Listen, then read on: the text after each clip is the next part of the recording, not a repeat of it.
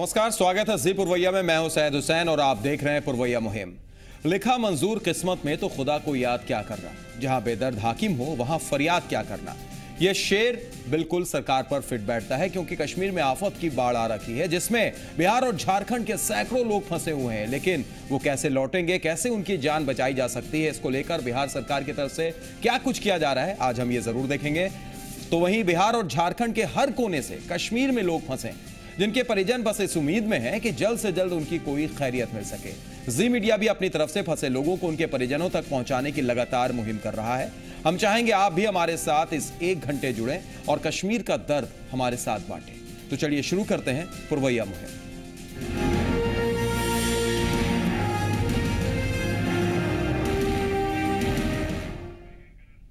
जम्मू और कश्मीर में आई आफत की बाढ़ में बिहार के कोने कोने से लोग फंसे हैं। अपनों की याद में कईयों के घरों में चूल्हा तक नहीं जल रहा है। कोई सरकार से फरियाद कर रहा है तो कोई खुदा के सामने सजदा कर रहा है। आपको हम दिखाते हैं बिहार के अलग अलग जगहों की 4 तस्वीरें। पहली तस्वीर बिहार की राजधानी पटना की है, जहां वैष्णो देवी के दर्शन करने गए कई लोग लापता हैं, जिनके बारे में कोई जानकारी किसी के पास नहीं है। लोग इंतजार में हैं कि कहीं से कोई खैरियत मिल जाए। दूसरी तस्वीर कटिहार की है। कश्मीर में आई आफत की बारिश और बाढ़ के ऐसे हालत बने कि सभी मजदूरों का परिवार से संपर्क टूट गया है। हर कोई अपने रिश्तेदारों की खोज खबर को लेकर जिला प्रशासन से मदद की गुहार लगा रहा है। तो तीसरी तस्वीर दरभंगा की है, जहां एक परिवार ऐसा है जिनके साथ 18 लोग कश्मीर घूमने गए थे, जो अब तक लौटकर वापस नहीं आ पाए हैं, जबकि तयशुदा प्रोग्राम के मुताबिक उन सभी को 8 तारीख को ट्रेन पकड़कर दरभंगा वापस आ जाना था। और चौथी तस्वीर सहरसा की है।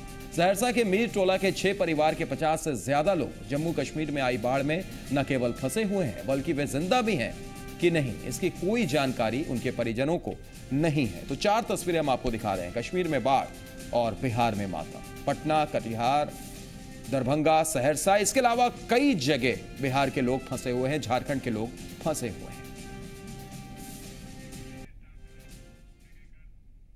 तो कश्मीर की बाढ़ में अपने परिजनों की खैरियत पाने के लिए एक परिवार आज पटना एसएसपी के पास मदद की गुहार लगाने की फरियाद लेकर पहुंचा।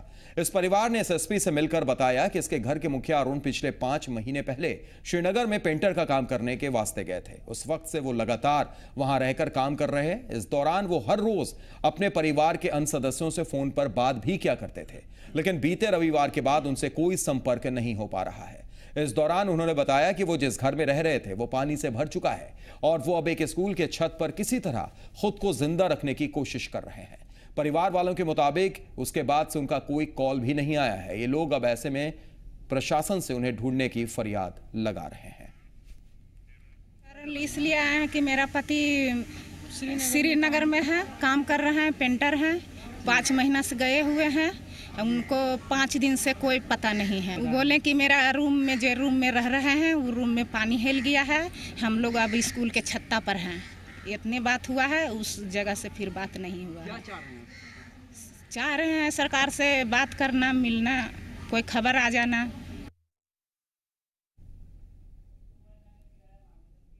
तो सुना आपने किस तरीके से आप फरियाद कर रही हैं, और जाहिर सी चीज है ऐसे कई लोग हैं। बिहार के सैकड़ों लोग, झारखंड के सैकड़ों लोग फंसे हुए हैं जम्मू और कश्मीर में।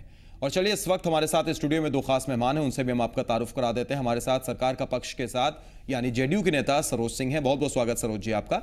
और समाज सेवी, बिहार मामलों के जानकार मुकेश कुमार सिंह भी हमारे साथ मौजूद हैं। आपका भी स्वागत मुकेश जी।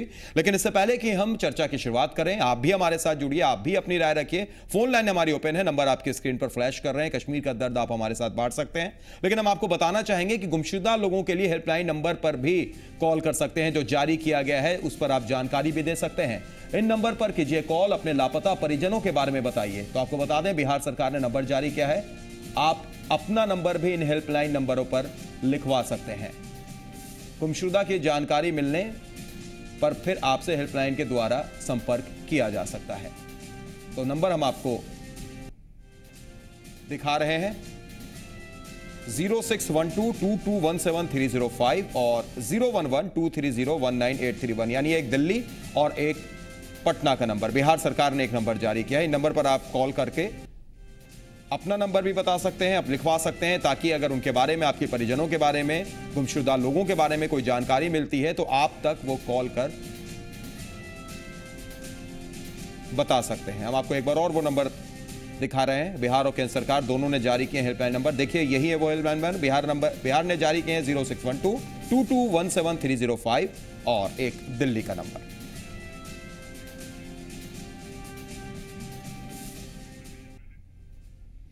तो कई लोग लापता हैं, सैकड़ों लोग बिहार से, सैकड़ों लोग झारखंड से। हम चाहेंगे आप भी हमारे साथ जुड़िए। फोन लाइन हमारी ओपन है, नंबर आपके स्क्रीन पर फ्लैश कर रहे हैं, आप भी बता सकते हैं अपना दर्द हमें।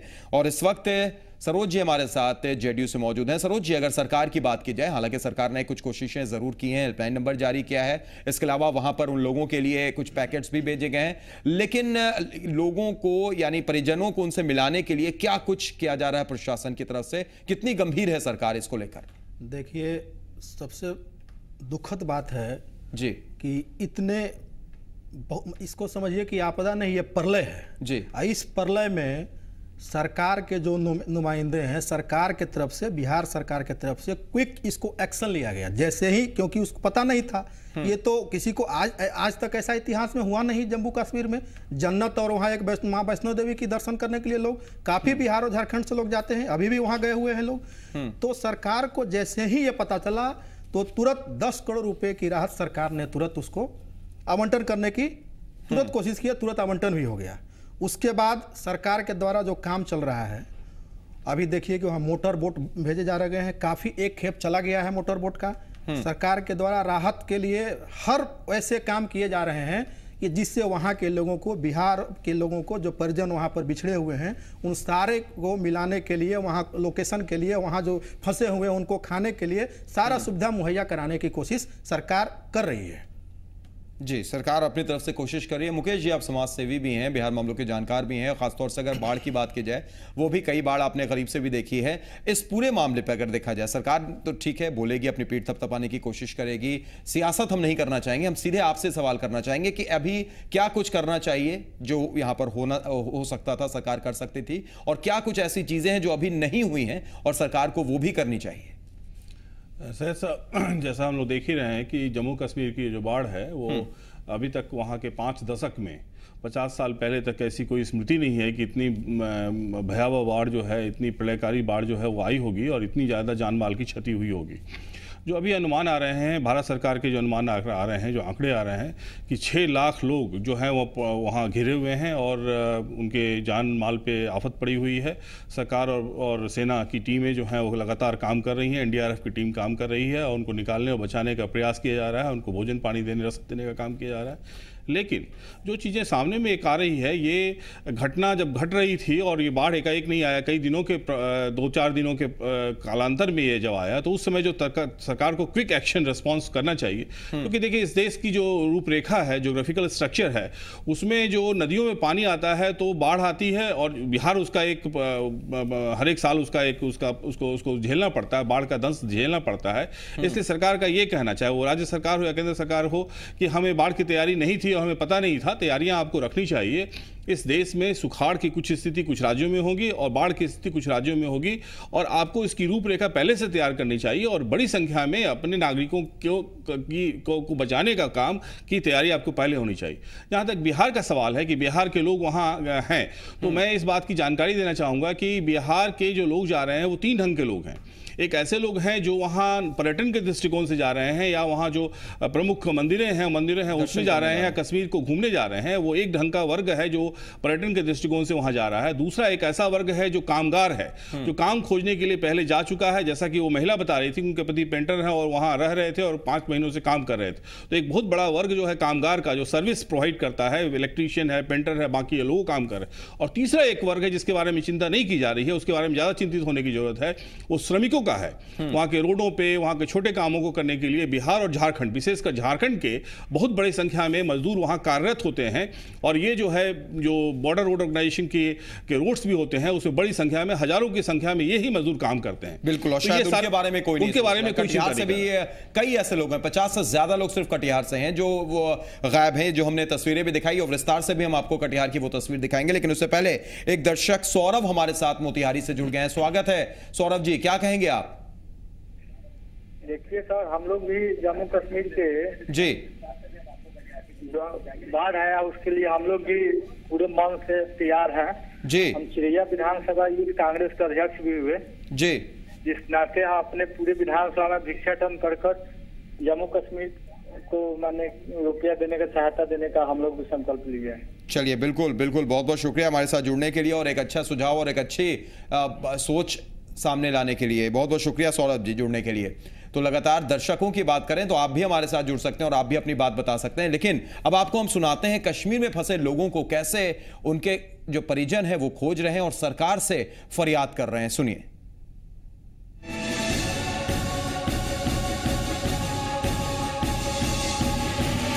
जन्नत से जहन्नुम में बदला जम्मू।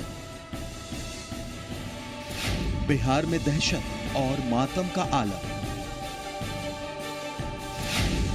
जम्मू कश्मीर के बाढ़ में अब भी 4 लाख लोग फंसे हुए हैं। बिहार के सहरसा के मीर टोला के 6 परिवार के 50 से ज्यादा लोग जम्मू कश्मीर में फंसे हुए हैं। किसी का बेटा तो किसी का पति और किसी के और कितने रिश्तेदार, सभी के सभी लापता हैं। 10 रोज से वहाँ फोन लगाते हैं, 15 रोज करीब से लगाते हैं, नहीं फोन लगता है। उसके बाद हम बहुत आदमी सब ढूंढे, दिल्ली भी फोन लगाए, कोई पता नहीं चला। हमको 4 भाई न पता है, हमको भोजा न पता है, 4 भतीजा 3 भतीजा न पता है।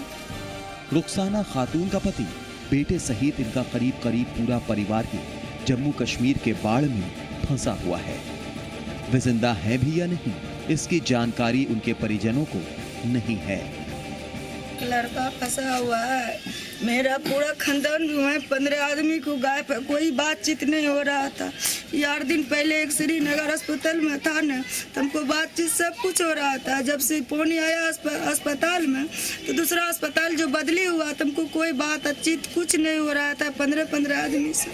कई और भी ऐसे बदनसीब लोग हैं जिनकी कोई जानकारी उनके परिवार वालों को नहीं है। मोहम्मद नफा हुसैन, नादो खातून, रुखसाना खातून, रूबी खातून, अजमेरी खातून और साजदा खातून, ये वो तमाम बदकिस्मत हैं जिनके घर में मातमी सन्नाटा पसरा है। बीते कई दिनों से इनके घर का चूल्हा भी नहीं चला। मेरा झरिया चूल्हा सब कुछ कपड़ी बंद है, मेरे घर में सब कुछ बंद है, सब कुछ कटी है। मेरे लड़का ढूंढ के ला दीजिए मीडिया से। हर कोई अपनों के इंतजार में पलके बिछाए बैठा है और इन पीड़ितों की उम्मीदों को सहारा देने की जी मीडिया ने शुरू कर रखी है अपनों से अपनों को मिलाने की मुहिम।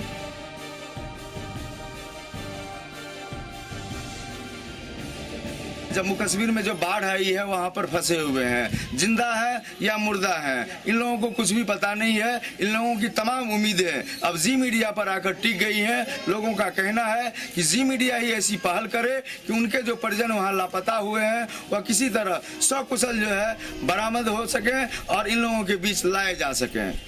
कैमरा पर्सन अमित के साथ मुकेश कुमार सिंह, जी मीडिया, सहरसा। तो सहरसा में और भी कई ऐसे लोग हैं जो फंसे हुए हैं कश्मीर में, उनसे भी बात की है मुकेश ने, वो भी हम आपको सुनाएंगे थोड़ी देर में। लेकिन उससे पहले एक दर्शक अर्जुन यादव हमारे साथ असम से जुड़ गए हैं। स्वागत है अर्जुन जी, क्या कहेंगे आप? अर्जुन जी हमारे पास जी बोलिए। मैं आपकी आवाज सुन रहा हूँ। जिस तरह से हमारे बिहार के मुख्यमंत्री जीतन राम मांझी ने जो एक पैकेज जो भेजा है कश्मीर के लिए जी, तो वो तो बहुत ही अच्छी बात है, लेकिन हमारे बिहार के जो श्रमिक जो वहाँ पे फंसे हुए उनके बारे में अभी तक उनकी कोई भी एक भी टिप्पणी नहीं है। इसका मुझे बहुत ही अफसोस हो रहा है। जी बिल्कुल सही बात आपने कही। यही बात हमारे साथ समाज सेवी बैठे हैं मुकेश कुमार जी, उन्होंने भी कुछ देर पहले यही मुद्दा उठाया। शुक्रिया हमारे साथ जुड़ने के लिए, अपनी बात रखने के लिए अर्जुन जी। सनोज जी, आप सुन रहे होंगे किस तरीके से एक दर्शक ने पूछा, मुकेश जी ने भी यही बात पूछी थी कि जो मजदूर वर्ग है, जो श्रमिक हैं, जो वहां काम करने गए हैं, उनके बारे में किसी को कोई फिक्र शायद नहीं है। नहीं, बिहार सरकार के तरफ से, बिहार सरकार का जो दिल्ली में जो बैठे हुए हैं रेजिडेंस कमिश्नर और दिल्ली के रेजिडेंस कमिश्नर, दोनों के बीच में बातें हुई है, डीजीपी की बात हुई है, सारे लोग से मिल करके एक वहाँ का आंकड़ा आ रहा है। वो अपना आंकड़ा दे रहे हैं कि बिहार के कितने लोग जो लिस्टेड हैं, अनलिस्टेड हैं, क्या है नहीं है, सारे लोगों का एक लिस्ट तैयार हो रहा है। कुछ लोगों को दिया भी गया है बिहार सरकार को, रेजिडेंट कमिश्नर के पास दिया हुआ है, और कुछ लोगों को वहाँ से आंकड़ा जुटा करके सरकार को दिया जा रहा है। उसके हिसाब से सरकार पहल कर रही है और रोज एक नया स्टेप सरकार ले रही है। आज भी देखें, आपको जानकारी शायद होगी, आज भी यहाँ से जो काफी पैकेट वगैरह आज भी गए हैं। सरकार ने हेल्पलाइन नंबर जारी किया है, सरकार के तरफ से हेलीकॉप्टर जा रही है पैकेट लेकर के, और वहाँ मोटर बोट भेजे जा रहे हैं। वहाँ के जो लोग फंसे हुए हैं सबको आपके माध्यम से जैसे भी जानकारी मिल रही है सबको वहाँ पे निकालने की कोशिश की जा रही है। तो सरकार देखिए सहायता है, सरकार जो है वहां पर देश के सारे लोग वहां पे फंसे हुए हैं, कोई एक बिहार के नहीं फंसे हुए हैं। बिहार सरकार अपने हिसाब से पूरी चलिए, बिहार सरकार अपने हिसाब से आप बोल रहे हैं कि कोशिश कर रही है, लेकिन लोगों का क्या कहना है, सहरसा, कटिहार और ऐसी जगह का लोगों का कहना जो इंटीरियर में है, वो क्या कुछ कह रहे हैं वो भी हम आपको सुनाएंगे। उससे पहले एक दर्शक, हमारे रेगुलर कॉलर सुल्तानगंज से बॉबी मिश्रा जुड़ गए हैं। स्वागत है बॉबी जी। बॉबी जी, आवाज पहुंच रही है हमारी आप तक? जी जी जी जी, आपके कहने के माध्यम से किस तरह से लोग वापस बिहार जो भी कुछ लोग जी मीडिया वाली तरह से बॉबी जी, आपकी आवाज साफ तौर पर नहीं पहुंच पा रही है। हम कोशिश करेंगे आप दोबारा हमारे साथ जुड़ें और दोबारा बात करने की का प्रयास कीजिए, क्योंकि बहुत ज्यादा नेटवर्क का शायद प्रॉब्लम दिख रहा है। शुक्रिया हमारे साथ जुड़ने के लिए। एक छोटे से ब्रेक के लिए हम रुकेंगे।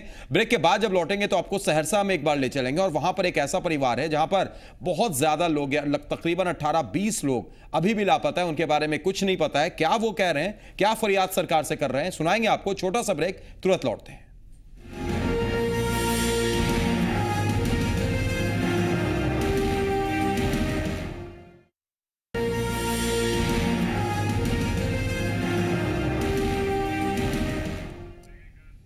ब्रेक के बाद स्वागत है। पुरवैया मुहिम में हम लगातार बात कर रहे हैं कि किस तरीके से जम्मू कश्मीर में आई बाढ़ में बिहार के कई लोग फंसे हैं, झारखंड के कई लोग फंसे हैं। हम आपको सहरसा के एक ऐसे ही परिवार से मिलाते हैं जिनसे बात की है जी मीडिया संवाददाता मुकेश कुमार सिंह ने, और सुनिए क्या है लोगों का दर्द और कितने लोग अभी भी लापता हैं उस परिवार के। जिसके परिजन कहीं खो गए हों, जिसके परिजन किसी मुसीबत में फंसे हुए हों, उस परिवार का आलम क्या होगा बाखूबी समझा जा सकता है। अभी हम कुछ ऐसे परिवार के बीच मौजूद हैं जिनके अपने जम्मू कश्मीर में आई बाढ़ में जो है फंसे हुए हैं। आइए उन्हीं से जानते हैं उनका दर्द। आपका कौन फंसा हुआ है वहाँ पर? क्या सर, मेरा लड़का खड़ा वहाँ है, 10 रोज से वहाँ फोन लगाते हैं, 15 रोज करीब से लगाते हैं, नहीं फोन लगता है। उसके बाद हम बहुत आदमी सब ढूंढे, दिल्ली भी फोन लगाए, कोई पता नहीं चला। अब आप क्या कर सकते हैं?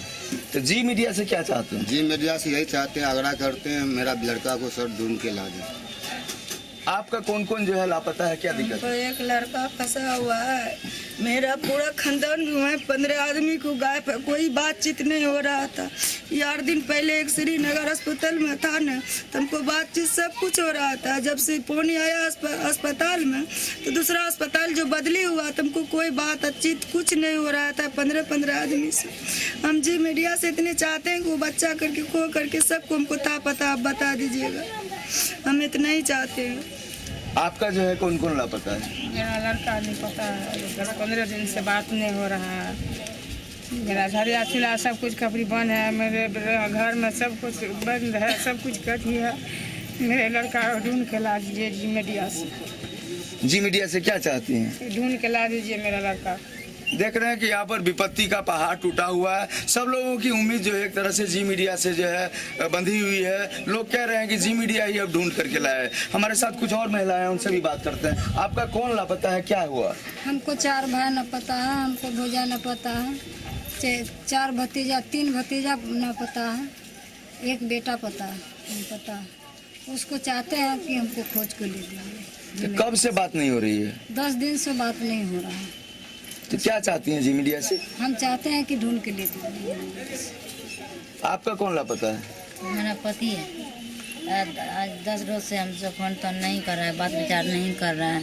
हम चाहते हैं ये जी मीडिया से हमको ढूंढ के ऊपर कर दीजिए। और आपका कौन कौन लापता है? मेरा भतीजा है, बहन दामाद है, 10 रोज से बात हो रहा है, फोन तो लग रहा है। इसका मैं भर्ती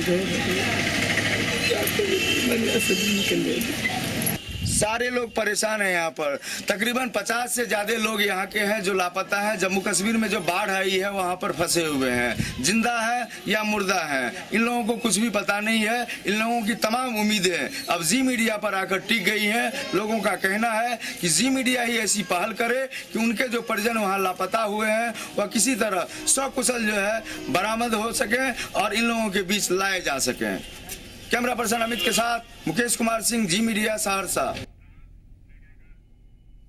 तो ये सहरसा के कुछ लोग थे जो बता रहे थे उनके कितने करीबी लापता हैं और उनको अपना दर्द में कर रहे थे। चलिए अब आपको सुनाते हैं कि कश्मीर में फंसे लोगों को कैसे उनके अपने खोज रहे हैं और भी दूसरी जगहों की तस्वीर दिखाते हैं और सरकार से क्या कुछ फरियाद कर रहे हैं। 10 आदमी गया है वो लोग, तो वो लोग को कोई खोज खबर नहीं मिला अभी तक। फोन वगैरह भी नहीं आ रहा, कुछ नहीं लगता। आखिरी बार कब बात हुई आपसे? बरसात आने का, जिस दिन बरसात होता था उसी दिन खून आया, बस उस दिन से बने तो उसी दिन। कितना आप लोगों को क्या लगता है? 10 दिन से कोई खोज खबर नहीं है। 10 दिन से खून भी नहीं लग रहा है, कुछ नहीं लग रहा है कश्मीर का उच्ची में। और क्या पता चला था वहाँ पे? पानी कितना आया? बहुत पानी का रहा है, पानी हो रहा है बहुत। 3-4 दिन से पानी छूटता ही नहीं है। सरकार से कोई मदद, जो हम लोग को कोई बच्चा का कोई उद्धार कर दे। हम लोग काम करने गया था सर, कब कोई गया 2 महीना हुआ, कोई 4 महीना हुआ, कोई 15 रोज हुआ, इसी तरह का गया सर। कहीं से सूचना कुछ नहीं मिला सर। लास्ट में बताया जो आज के आप लोग फोन मत कीजिए, हम लोग आज के ऐसे हम लोग का आत्मा सूख रहा है। आज की तरह वर्षा अगर कल भी हो तो हम लोग बेकार हो जाए, हम लोग का कोई रिहाई नहीं है। तो उसका कोई तरीका से सरकार हम लोगों को ला के दी है। घर में सब कुछ परेशान है, खाने पीने का कोई किसी को अच्छा नहीं लगता है, तो इसी दर से हम लोग व्यस्त है। तो इसीलिए हम लोगों को सरकार किसी तरफ से मेरा भाई को ला के घर में पहुँच दिए। हमारा सवार है। अच्छा। और उसका अभी तक कोई खोज खबर नहीं मिला है हमको। अच्छा। और तो वहाँ उसके साथ सलमपुर का भी रहने वाला सब है, उसी के साथ में ये लोग रहता है। अच्छा। और वहाँ का भी 15-20 आदमी है, उसका अभी तक कोई हम लोग को खबर नहीं मिला है। तो किसी का बेटा, किसी का पिता, किसी की पत्नी, किसी की बेटी, कई लोग लापता हैं। इस बीच एक दर्शक हमारे साथ जुड़ गए हैं, बॉबी मिश्रा। एक बार फिर स्वागत है बॉबी जी। पिछली बार आपका फोन कट गया था, बोलिए। मैं आज बोलना चाह रहा हूँ कि जम्मू में जो कुदरत कहर बनकर बरसी है जी, उस फैलाने से भारत पर जो आसमान गिर रही है, भगवान जल्द से जल्द इस कहर से उन्हें मुक्ति दिलाए। और जी मीडिया से मेरा यही। चलिए बिल्कुल, बहुत बहुत शुक्रिया बॉबी जी हमारे साथ जुड़ने के लिए और अपनी बात रखने के लिए। एक और दर्शक हमारे रेगुलर कॉलर उपेंद्र जुड़ गए हैं पटना से। स्वागत है उपेंद्र जी, आज क्या बोल रहे हैं आप? मैं तो सबसे पहले ईश्वर से यही कामना करूंगा जी, जो भी पीड़ित हैं जी, उनका परिवार किसी तरह मिल जाए जी। मुआवजा वगैरह से तो कुछ ऐसा नहीं कि उनका परिवार वापस आ जाएगा, तो ये हमारी कामना है जी। दूसरी बात मैं ये कहूंगा कि आपके फुटेज के द्वारा ये दिख रहा है कि साधारण और गरीब परिवार के ही लोग मतलब वहाँ जो भी स्थिति में है, ये मैं नहीं कह सकता हूँ, बट लापता है जी। तो क्या मतलब ये गरीब आदमी को देखने वाला जो है कि इस संसार में कोई नहीं है सिर्फ भगवान को छोड़ के। जी बिल्कुल सही कहा उपेंद्र जी आपने। और निश्चित तौर पर ज्यादातर जो लोग हैं, जैसा यहाँ पर फेलो पैनलिस्ट भी हमारे बार बार बता रहे हैं कि वो मजदूर वर्ग, श्रमिक वर्ग और कुछ लोग ऐसे जो घूमने के लिए गए थे, पर्यटक थे और साथ ही साथ वैष्णो देवी के दर्शन के लिए कुछ श्रद्धालु गए थे। यानी इस 3 तरीके के लोग हैं जिसमें ज्यादा संख्या निश्चित तौर पर श्रमिकों की है, मजदूरों की है। शुक्रिया उपेंद्र जी हमारे साथ जुड़ने के लिए और अपनी बात रखने के लिए। मुकेश जी, अगर बात की जाए, जो बात आपने पहले भी कही थी, श्रमिक वर्ग सबसे ज्यादा है, चाहे वो बिहार हो, झारखंड हो या उड़ीसा हो, इनको लेकर सरकार क्या कुछ कर रही है? हालांकि एक तरफ एक वर्ग है जिनके हाथ में मोबाइल है, जिनके हाथ में कम्युनिकेशन के कुछ साधन भी हैं, हो सकता है कि वो पर्यटक हो सकता है वो वैष्णो देवी में दर्शन करने गए हों, लेकिन श्रमिकों की तरफ ऐसा लगता है कि शायद गंभीरता कम दिखाई दे रही है। देखिए, सरकार जो बिहार सरकार के जो प्रयास हैं वो एक सामान्य प्रयास जो सरकारों के होते हैं वो हैं। चूंकि बिहार सरकार और बिहार के एक बड़ी संख्या के लोग वहाँ पे फंसे हुए हैं, तो बिहार सरकार को जो प्रयास अभी कर रही है वो उसको थोड़ी सी उसमें ज़्यादा गति की भी जरूरत भी है और उसमें एक आपको एप्लीकेशन ऑफ टेक्नोलॉजी की भी जरूरत है। उदाहरण के तौर में अभी तक इन्होंने ये आइडेंटिफाई नहीं किया है कि कहाँ के लोग हैं और किस जगहों पर फंसे हुए हैं। तो आपके रेजिडेंट कमिश्नर दिल्ली में बैठे हुए हैं, जैसा जिक्र कर रहे थे कि बिहार सरकार के रेजिडेंट कमिश्नर जो है उनकी तरफ से एक्टिविटी हो रही है, वो दिल्ली में बैठे हुए हैं, तो उनकी टीम या अभी तक कोई सेंटर, बिहार सरकार का कोई सेंटर जो है, कोई ऑपरेशनल सेंटर जम्मू में और कश्मीर में वो काम कर रहा है या नहीं कर रहा है, इसकी जानकारी आनी चाहिए, जिससे बिहार के लोगों को मालूम हो कि बिहार सरकार इतनी इस बारे में इतनी संवेदनशील है कि इसकी अपनी ऑपरेशनल टीम, बिहार सरकार के उसमें वो लोग हैं जो इस ढंग के आपदा प्रबंधन में माहिर हों और वहाँ पे उपलब्ध हों और बड़े उच्च स्तर के अधिकारी वहाँ पे सुपरवाइज करें और वहाँ जाएं।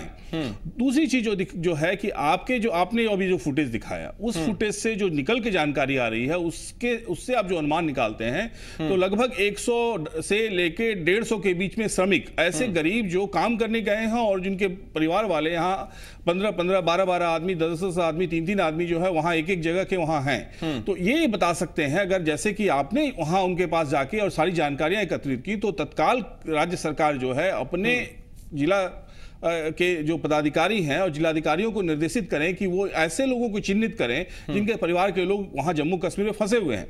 तो वो आइडेंटिफिकेशन देंगे कि ये इस जगह में काम कर रहे थे, कोई उरी में काम कर रहा था, कोई जम्मू में काम कर रहा था।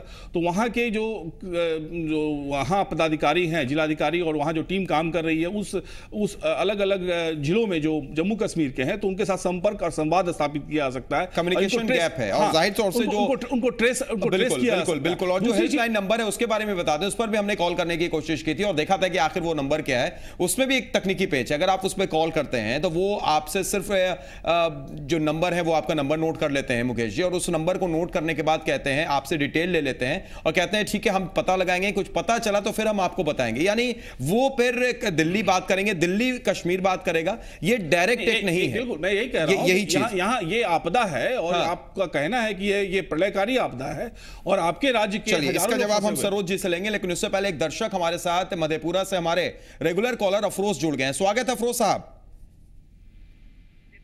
अफरोज साहब हमारी आवाज पहुंच रही है आप तक? हाँ जी सर, पहुंच रही है। जी जी बोलिए।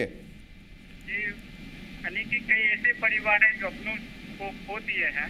जी हम कहते हैं, हेलो जी जी सुन रहे हैं, बताइए आप। हाँ, तो हम कहते हैं कि सरकार इसे गंभीरता से ले और इस परिवार को जल्द से जल्द।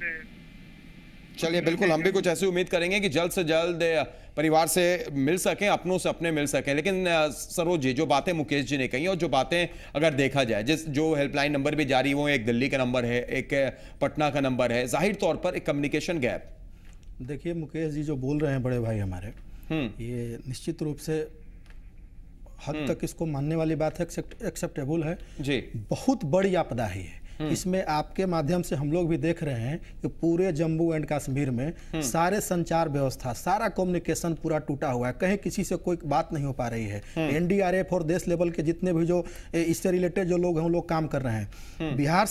बिहार से बात करना है तो बिहार से जो एक इससे रिलेटेड अफसर रेजिडेंट कमिश्नर के द्वारा या वहाँ के रेजिडेंट कमिश्नर के द्वारा जो एक कमेटी बनाई गई है, उससे जो बात सामने आ रही है, जो बातें हो रही है, तब तो एक लिस्ट बनेगा कहाँ के कौन लोग हैं, क्या है नहीं है। यहाँ से समय कितना लगेगा, इस दौरान क्या कुछ हो सकता है, एक सवाल तो सरोज जी जरूर बना रहता है। ये तो अभी तत्काल राहत की बात चल रही है ना, जितना राहत हो सके वहां मदद लोगों को कराना है। आपने कश्मीर की बात कही है, हम आपको कश्मीर की भी तस्वीर दिखाएंगे कि कश्मीर में क्या तस्वीर है और किस तरीके से वहां जो लोग मौजूद हैं वो राहत के ऊपर में क्या कुछ कह रहे हैं, क्या उन्हें राहत मिल रही है या नहीं मिल रही है। हम आपको एक छोटे से ब्रेक के बाद दिखाते हैं। फोन लाइन भी हमारी ओपन है, आप भी जुड़िए हमारे साथ और बांटिए कश्मीर का दर्द।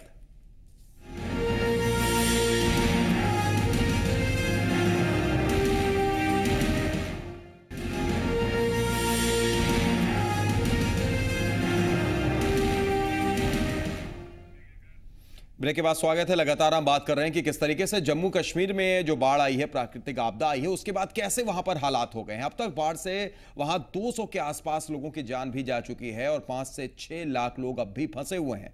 जी मीडिया ग्राउंड जीरो पर पहुंचा, वहां पर जानने की कोशिश किया जी मीडिया ने कि आखिर क्या अभी तस्वीर है, क्या लोगों को वहां पर मदद मिल रही है। कई संवाददाता जी मीडिया के वहां पर थे, हम आपको दिखाते हैं ये स्पेशल रिपोर्ट जी मीडिया की।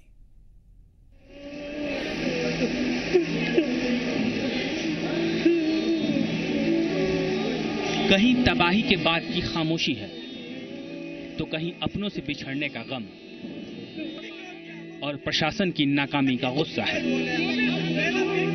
ये जम्मू कश्मीर की तबाही के बाद की तस्वीरें हैं। इन तस्वीरों में बेबसी है, मजबूरी है और जबरदस्त आक्रोश है।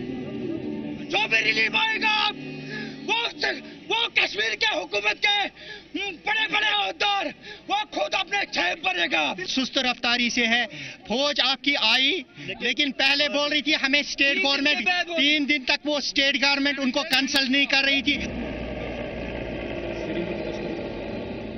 पल भर के अंदर इन चेहरों के भाव कई बार बदलते हैं। एक पल में दर्द आंसुओं के जरिए बाहर आता है तो दूसरे पल गुस्से और चीख से ये अपनी बेबसी का इजहार करते हैं। कुछ भी नहीं, अगर आपने 2100 करोड़ जो आपने यहाँ पे रिलीफ भेजा, ठीक है भेज दिया, जाता कहाँ है वो, किसके पास है? हमने कोई एक बोतल पानी भी नहीं पिया यहाँ पे। हफ्ते भर की तबाही के बाद जम्मू और कश्मीर में बाढ़ का पानी कम तो हुआ है, लेकिन अब भी यहाँ 5 से 6 लाख लोग फंसे हुए हैं। सेना लगातार फंसे हुए लोगों को निकाल रही है। अब तक करीब 1 लाख लोग बचाए जा चुके हैं। बीएसएफ के जवान और लोकल जो हमारे लड़के हैं वो एनडीआरएफ टीम के साथ, जो हमारे स्विमर्स हैं, जो गाइड्स हैं, वो हर गली में जहां जहां रेस्क्यू का काम होना है वहां एनडीआरएफ टीम्स के साथ कंधे से कंधा मिला के रिलीफ प्रोवाइड कर रहे हैं और रेस्क्यू की कार्रवाई में सुबह से तड़के से लग जाते हैं, रात 12-1 बजे वापस आते हैं। तबाही के हफ्ते भर बाद भी राहत न मिलने की वजह से घाटी के लोगों में नाराजगी है। स्थानीय लोगों का आरोप है कि यहाँ सिर्फ पर्यटकों को मदद दी जा रही है। पिछले 3 दिनों से वीआईपी मूवमेंट होती है, बस उनको उठाते हैं, जो आम आदमी है उनको नहीं उठाते हैं। हम परदेसी हैं, हमारी भी कुछ सुनो, हम जाना चाहते हैं, आर्मी कुछ भी नहीं कर रही है, वीआईपी लोगों को राजबाग से उठा रही है। हम इंसान नहीं है।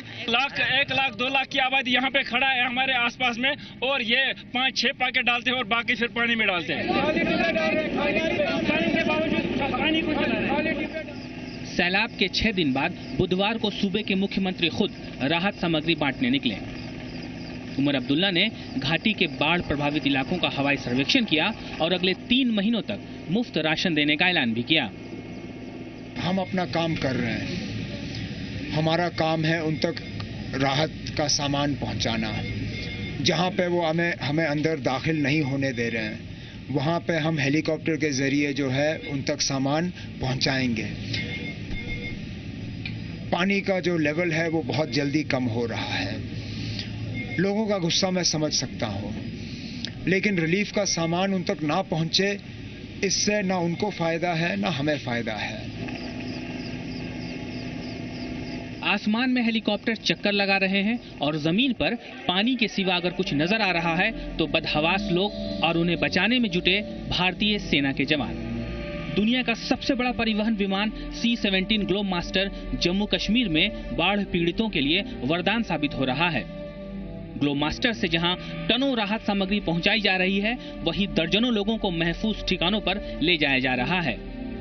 कोई सिविल एडमिनिस्ट्रेशन हमारा कुछ नहीं कर रहा था, कोई हेल्प नहीं कर रहा था, सिर्फ only army and only army. मेरे फादर थे दूसरी साइड पे हैं जवाहरनगर के, मुझे उनकी टेंशन थी क्योंकि वो 2 साल से बेड रिडन है। हम उनको नहीं कैरी कर पाते थे, लेकिन आर्मी पर्सनल्स ने उनको अपनी गोद में उठा के इस तरफ पहुंचाया है। तो मैं सिर्फ उनको दुआएं दे सकती हूँ और सिर्फ उनको कह सकती हूँ कि वही हमारे लिए एंजेलिक है। जो आर्मी के एक बंदे को हम सल्यूट करते हैं, और उमर अब्दुल्ला के लिए अब चूड़ियां पहननी भी उसके लिए कम है। जिन सड़कों पर कभी गाड़ियां दौड़ती थी, आज वहां नाव तैर रही है। जिन आंखों में कभी खूबसूरत सपने पलते थे, उनमें आज तबाही का खौफनाक मंजर नजर आ रहा है।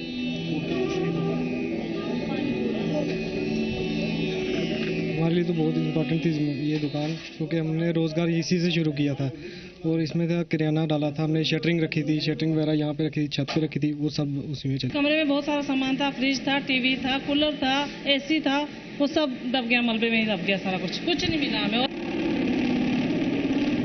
सैलाब में फंसे लोगों को बचाने में हेलीकॉप्टर बड़ा सहारा बन रहे हैं। इस तस्वीर को देखिए, कुछ लोगों ने जमीन पर बड़े बड़े लफ्जों में हेल्प लिखा है, इस उम्मीद में कि हेलीकॉप्टर में आ रहे राहत कर्मियों की नजर इस पर पड़े और वो इन्हें बचाने आ जाएं। उधर जम्मू एयरफोर्स स्टेशन पर लोगों की भारी भीड़ जमा है। इन लोगों को उम्मीद है कि सेना के जवान उनके अपनों को बाढ़ से निकालकर बस यहाँ पहुँचते ही होंगे। सभी इंटर स्कूल एक स्पोर्ट्स इवेंट के लिए गए थे, तो उनका अभी तक कोई हमारे साथ संपर्क नहीं हो पाया। आज मॉर्निंग में कुछ 30 सेकंड्स के लिए फ़ोन कॉल, पता नहीं कैसे उन्होंने मैनेज करके हमें कॉल की, इतना बताया कि वो स्टेडियम में ही है अभी, वहाँ उन तक कोई रेस्क्यू नहीं पहुँचा अभी तक, कोई खाने का या पीने का कुछ नहीं अभी तक। पिछले 100 सालों का रिकॉर्ड तोड़ने वाली बाढ़ ने श्रीनगर में सबसे ज्यादा तबाही मचाई है। उम्मीद थी कि पता नहीं, सर बोल रहे थे कि यहाँ पे कोई आएगा हमें लेने, हमें तो उम्मीद के साथ थी कि कोई लेने आएगा। आज तसल्ली मिल रहा है कि हम आज जाएंगे अपने घर। गवर्नमेंट के साथ हमारी बात, जब पॉइंट टू पॉइंट पानी बढ़ रहा था तब तक हमारी गवर्नमेंट से टॉक होती रही और वो 10 मिनट का टाइम देते रहे। अगर हम उनके टाइम पर चलते तो शायद आज सारे भगवान को प्यारे हो गए होते। आज 3 दिन के बाद खुद सैलाब से निकल आया हूँ अपने बच्चों को लेके, पता नहीं मैंने कैसे बचाया उनको। बच्चे हों या बड़े, ऐसे वक्त में हिम्मत और हौसले से बड़ी कोई ताकत नहीं। और ये हौसला अगर यूं ही कायम रहा तो जल्द ही टूटी हुई कड़ियां फिर से जुड़ने लगेंगी और जन्नत की खूबसूरती एक बार फिर लौट आएगी। जम्मू से पूजा मक्कड़ के साथ पवन नारा और अमित प्रकाश, जी न्यूज, श्रीनगर। तो देख लिया आपने ग्राउंड जीरो की हकीकत, जहां पर क्या मदद मिल रही है, कितनी पीड़ितों तक मदद पहुंचाई जा रही है, वो हम नहीं कह रहे हैं, वो साफ तौर पर पीड़ित खुद कह रहे थे। और कोई भी सरकार हो, सब सरकार पर यह सवाल जरूर खड़ा होता है। एक दर्शक हमारे साथ आनंद जुड़ गए हैं वीरपुर से। स्वागत है आनंद जी, बोलिए। मैं आपका धन्यवाद करना चाहता हूँ कि आपने जिस रोहिया के मुहिम के जो द्वारा हम लोगों तक जानकारी पहुँचाए हैं। जी शुक्रिया जी। तो वैसे तो हम लोग भी यहाँ 2008 में इस त्रासदी से गुजर चुके हैं, लेकिन उससे भी भयंकर और भयंकर ही जो है ना, मतलब परिणाम वहाँ का है, जम्मू कश्मीर का। तो तो इसलिए हम वहाँ के मतलब जो आर्मी के जवान है सर, उसको मतलब धन्यवाद करना चाहता हूँ। बिल्कुल सही कहा आपने, आर्मी के जवानों को ही सैल्यूट करने का दिल भी करता है। शुक्रिया हमारे साथ जुड़ने के लिए आनंद, अपनी बात रखने के लिए। सनोर जी, आपने देखा, ये तस्वीर भी आपने देखी ग्राउंड जीरो पर, जब जी मीडिया पहुंचा वहां की तस्वीर आपको दिखा रहा है। अब किस सरकार की बात करें, जब वहां पर मौजूद जो लोग हैं वो ये कह रहे हैं कि उनको कोई राहत नहीं मिल रही है। क्या हम बिहार सरकार से उम्मीद करें, क्या हम जम्मू कश्मीर सरकार से उम्मीद करें? साफ तौर पर लोग कह रहे हैं कि अगर आर्मी के जवान ना होते तो शायद हम तो यहाँ पर जिंदा भी नहीं रह पाते। देखिए, उनका कहना स्वाभाविक है, वो ठीक बोल रहे हैं जी। ये किसी भी सरकार के बस के बूते की बात नहीं है। ये पूरे सारे देश की जन्नत में जिस तरीके से ये आपदा आई है, इसमें पूरे देश के जितने भी सरकार हैं, जितने भी राज्य हैं, हर राज्य को वहां बढ़ चढ़ करके, जिस तरीके से बिहार की गवर्नमेंट जिस तरीके से वहां काम कर रही है, इसी तरीके से पूरे देश की सरकार को वहां बढ़ चढ़ करके काम करना चाहिए। यानी पूरे विदेश भी छोड़ देनी चाहिए, चाहे बिहार सरकार हो, यूपी सरकार हो, नहीं, झारखंड सरकार हो। सरकार अपनी मदद कर ही रही है ना। ये पूरे देश के लोगों को, पूरे देश में जितने सरकार हैं, सारे सरकार को वहां बढ़ चढ़ के काम करना चाहिए। हर एक का एक वहां जो सहायता का कदम है, उसके लिए वहां जरूरी है। एक दर्शक जुड़ गए हैं भागलपुर से, हमारे साथ सत्यम है। स्वागत है सत्यम, बताइए, आप तस्वीरें देख रहे हैं। जी सर, मैं एक बात पूछना चाहता हूँ जी, कि आप लोग जो सर न्यूज दिखा रहे हैं जो जम्मू और कश्मीर का जी, इसमें सर ये नहीं दिखाया जा रहा है कि कौन कौन सा जिला वहाँ प्रभावित है। जैसे कि कुपवाड़ा सेक्टर है, कुपवाड़ा सेक्टर में कोई अपना आदमी रहा तो वहाँ का जगह नहीं दिखाया जा रहा है कि क्या वहाँ भी प्रभावित है बाढ़ की, या क्या स्थिति है सर। जी बिल्कुल सत्यम, आपने सही कहा। और हम आपको बता दें कि पूरा जम्मू कश्मीर तकरीबन ये सूचित दिखाया जाए। जी बिल्कुल आपका सुझाव हम समझ रहे हैं और इस कोशिश भी करेंगे कि एक एक चीज बारीकी से भी दिखाएं। लेकिन फिलहाल आपको ये बता दें कि जम्मू कश्मीर में हर तरफ अभी स्थिति यही है, तकरीबन ऐसी ही बनी हुई है। शुक्रिया हमारे साथ जुड़ने के लिए। मुकेश जी, जो तस्वीर आपने देखी और जो फरियाद कर रहे थे वहां पर मौजूद लोग, ग्राउंड जीरो से जो हमने रिपोर्ट की है, जी मीडिया ने जो रिपोर्ट की है, उसके बाद क्या आप कहेंगे? क्या सरकार से उम्मीद करें या फिर हवन किया जाए, यज्ञ किया जाए? वो भी होने लगा है, हम आपको दिखाएंगे कुछ ही देर में। मुकेश जी, नहीं देखिए, लोगों को अपनी इच्छा है, जो चाहे वो करें, लेकिन सरकार का ये दायित्व बनता है और राज्य सरकार का भी दायित्व बनता है और केंद्र सरकार का भी दायित्व बनता है। केंद्र सरकार अपने आधार पे जो भी निर्णय लेना है या सेना का जो काम हो रहा है वो अपनी जगह पे है, लेकिन जितने भी राज्य सरकारें हैं, और जैसे बिहार, हम लोग बिहार के बारे में चर्चा कर रहे हैं, झारखंड के बारे में चर्चा कर रहे हैं, यहाँ की राज्य सरकार को अत्यंत गंभीरता के साथ में कुछ नए रास्तों के साथ में वहां पहुंचने की जरूरत है। क्योंकि जो रास्ते ये अपना रहे हैं, उस रास्ते में जैसा आपने जिक्र किया कि काफी समय लगेगा जी। और जो कार्रवाई हो रही है वो केवल आधिकारिक कार्रवाई हो रही है, और आधिकारिक कार्रवाई से जो वहां पीड़ित लोग हैं, जैसा कि आप बार बार दिखा रहे हैं अपने फुटेज में, वहां की जो स्थिति है वो और भी भयावह है। तो जो हमारे यहाँ के लोग फंसे हुए हैं, जो श्रमिक हैं, जो पर्यटन हैं, जो दर्शनार्थी हैं, उनके पास वहां कैसे पहुंचा जाए, और यहाँ के लोग मतलब यहाँ के पदाधिकारियों, अभी तक यहाँ के जो आपदा मंत्री हैं, आपदा सेक्रेटरी हैं, आपके जो विशेष एक्सपर्ट्स हैं, आपकी SDRF की टीम है, उनकी टीम को वहां पहुंच जाना चाहिए, उनको वहां होना चाहिए। यही मेरा कहना था कि आप पहुंच जाना चाहिए, हेल्पलाइन नंबर जारी करके आप पीठ तक दबा रहे हैं, क्या उससे सब कुछ हो जाएगा? जैसा कि आपने दिखाया, आपने दो जिलों की बात दिखाई, एक सहरसा की बात दिखाई और कुछ दरभंगा के क्षेत्र की बात दिखाई। वहां जिक्र आ रहा था, केवल इस 2 जिलों को अगर आप लेते हैं तो वहां से यहां से 500 से ज्यादा लोग वहां फंसे हुए हैं। ये गरीब लोग हैं, कामगार लोग हैं, छोटे लोग हैं, श्रमिक लोग हैं। बिल्कुल बिल्कुल मुकेश जी, एक दर्शक हमारे जुड़े हुए हैं रक्सौल से, मोहन झा है हमारे रेगुलर कॉलर। स्वागत है मोहन जी, बताइए। जी सर जी, मैं यही कहूंगा जिससे कश्मीर में जो वहाँ का मुख्यमंत्री है अवर अब्दुल्ला, उनको संज्ञान लेना चाहिए, क्योंकि ये लोग जो फंसे हुए हैं वो फंसे हैं कि दहा के चले गए पाकिस्तान में, कहाँ है, कम से कम उसका पूरा ब्यौरा और जानकारी लेना चाहिए। और उसके बाद में भारत सरकार कश्मीर मुद्दा पे जो फ्लॉप हो गई है, कम से कम राहत सामग्री तो वहाँ पे मुहैया कराना चाहिए, और कुछ नहीं हो रहा है। अब लोग को कम से कम पता तो लगाना चाहिए। चलिए, बिल्कुल सही कहा आपने मोहन झा जी, और ऐसा लगता है कि अब हवन और यज्ञ भी करना पड़ेगा, तभी शायद कोई तस्वीर बदले, क्योंकि सरकार तो अपने हाथ खड़े करती हुई नजर आ रही है। बहुत बहुत शुक्रिया जुड़ने के लिए। एक छोटे से ब्रेक के लिए हम रुक रहे हैं। ब्रेक के बाद हम आपको यह भी दिखाएंगे कि कहां जम्मू और कश्मीर के लोगों के लिए हवन और यज्ञ भी किया गया। थोड़ा सा ब्रेक, तुरंत लौट रहे हैं।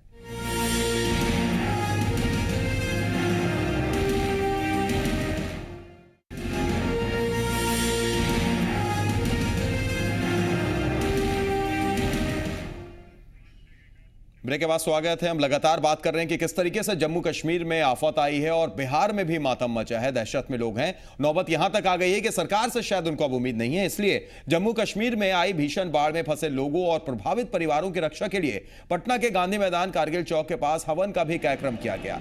हिंदू, मुस्लिम, सिख, ईसाई सभी धर्मों के लोगों सहित पटना के अलग अलग जगहों से सभी ने शिरकत भी की।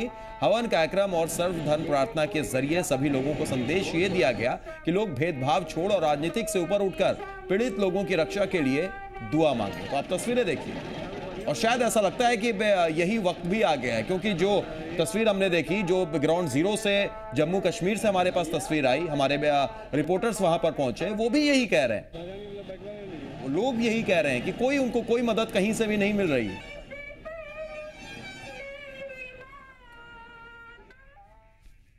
और इस बीच हमारे साथ एक दर्शक कोलकाता से जुड़ गए हैं। स्वागत है, अपना नाम बताइए पहले आप। जी, हम रवि कुमार बोल रहे हैं सर। जी कुमार जी, बताइए। जी, कह रहे हैं कि सर हमारी सरकार कुछ न कर रही है। चलिए, रवि कुमार। बिल्कुल, टीवी का वॉल्यूम आप बंद कर दीजिए। सरकार कुछ नहीं कर रही है, इसीलिए शायद यज्ञ और हवन भी होने लगा है अब।